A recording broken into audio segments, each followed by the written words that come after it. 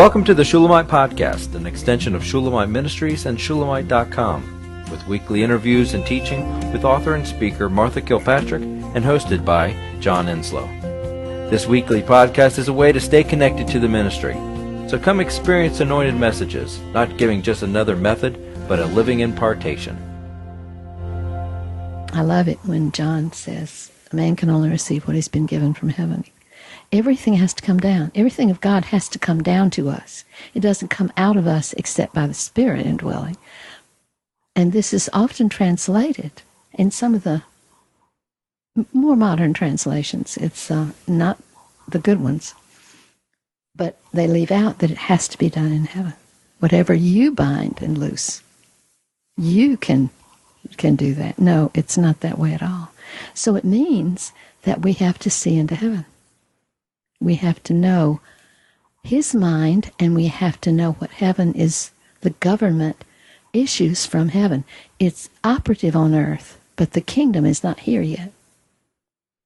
Jesus said, the kingdom is in your midst, meaning the king was. So it's very exciting to look at this and come to the place where you can see into the heavens. And I'd love to do a tape of the month on seeing into the heavens, because you know my history, that whatever the Bible, I was so naive and ignorant that I just believed the Bible. Imagine that. And if it said you can see into heaven, I thought, well, okay, you can see into heaven, no problem. That has to be so if it says it in here. And so I've kind of always believed that, and I believe that we can see things. In the Old Testament, they saw things. They saw appearances and visions and so forth. And in the New Testament, where we have the new covenant and the absolute dealing with sin and the old man, we should be able to see visions that are valid too. I don't even think it's two. I think it's a greater. Yes. Because you literally have the direct connection to heaven, and you have the indwelt spirit, and to explain it to you, to give it to you, and so it should be a greater thing. Mm-hmm. I agree. And some of the stories of binding and loosing are so powerful, I really can't tell them. But I tell in the manuscript that's coming, I tell one episode, and there was a crisis in one person disrupting. It says if a divisive person will not warn them twice, and if they don't hear then separate from them, have nothing to do with them, because somebody that's disturbing the flock can destroy the flock. We know that from sheep. But this is practical and actual, and our responsibility. I see it in Matthew 18 as a calling. It's in this case, it's someone who's in error and who doesn't want to repent and doesn't agree. Okay, you aren't relieved. You have to go to prayer for that. And it's not a suggestion or a gimmick. This is the next step, is to bind and loose. And the interesting thing is, I've gone through this, is that Jesus, his ministry was binding and loosing. Imagine this message coming out right when we're living in such contentious times. Times of great error, times of great chaos, times of great confusion, times of it feels helpless in this time and hour. Yeah. It feels like this huge wave is happening, and it's too big to even attempt to pray for. Yeah. But can you imagine the solution? He has the solution already there. And that's just phenomenal. And it's easy. It just takes a matter of, well, I'm supposed to know what's in heaven, then Father, tell me what's in heaven. What do you want to do in this situation? It's not initiating or imagining anything.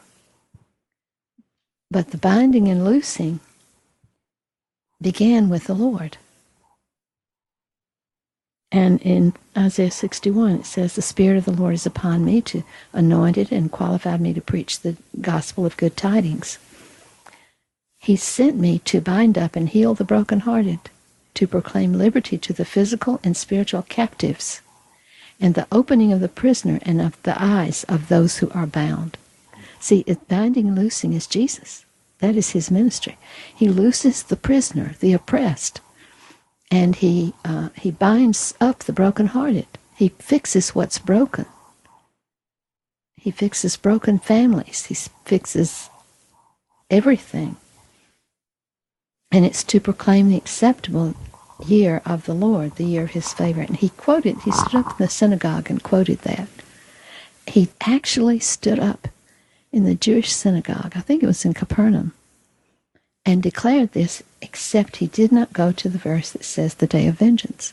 That day was, and this day, is the acceptable year of the Lord.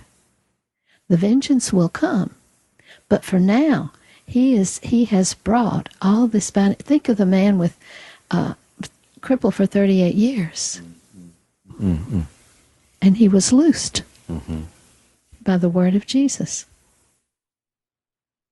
Lazarus was loosed from death, Mm-hmm. and so was the widow's son. Mm-hmm. And Jesus said, "Unbind him, let him go free."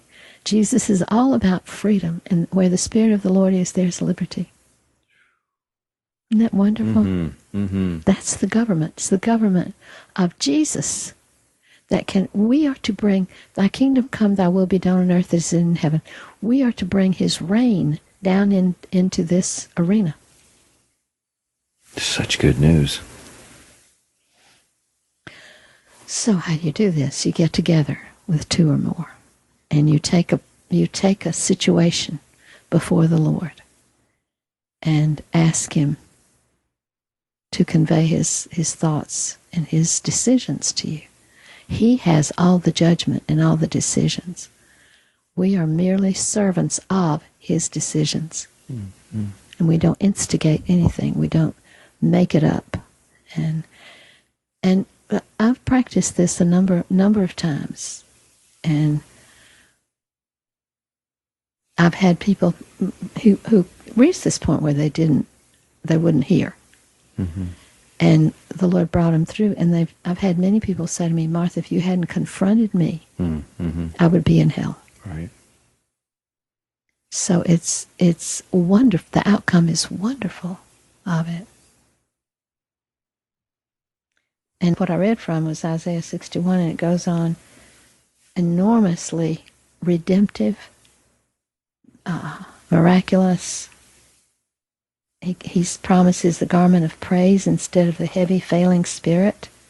He promises right standing with God and the restoration of cities and generations and so forth. He wants to bring his goodness through us, his redemptive power through us into this world. And if we get in the stream of it, it's very easy. It's really very easy to hear heaven. Colossians 3 says, "Keep your eyes fixed on heaven and the things that are there." Paul said, "We keep our eyes on what is unseen, for what is seen is temporal." That would answer your blog a bit that was about not listening to the news. Oh yeah, the media one, yeah. Mm-hmm. Well, some people would believe, and I, in my life, at certain points, would have believed, when I believed God was not good, that it's tyrannical. It's done in a tyrannical way. That the binding and loosing, it's almost like he doesn't give you the ability to bind unless he's binding in heaven, and mm-hmm. it makes you wait, and it makes you it's a burden. It's a burden, and that's pretty amazing, because in our frustrations and our accusations against him and everything like that, we can believe he's tyrannical in making us wait. But the amazing, real core purpose of it, not only to bring heaven to earth, but to activate and incorporate and to bring us into his kingdom. But it's relational. It's not that he's trying to cast heavy burdens on us and make us wait and make us have to endure and all that stuff. It's more about he wants the interaction. He wants the relationship between he and I and the body and him, and he wants us to look at his face. He wants us to be with him. He wants us to inquire of him. He wants us to seek what he's looking at and how he's seeing, and that's all a relational thing. So it's really about relationship. The binding and loosing is from relationship, from a father's heart that wants to be with us, that wants to include us. He wants to bring his life through us, but he wants us to bring us back, always to look at him, to to know him, and to know him. We've been on that. Absolutely. That on podcast and actually the last podcasts, the whole series of podcasts were about determined purpose. We hope you've enjoyed the Shulamite podcast. For all the latest from Shulamite Ministries, please visit us at Shulamite.com, where you'll find Martha's daily devotions, posts from GetAlongWithGod.com, and the online library of all of Martha's writings. At Shulamite.com, downloading the free Shulamite app is easy, and LivingChristianBooks.com is only a click away. Thank you for joining us on this journey to discover a God worth knowing.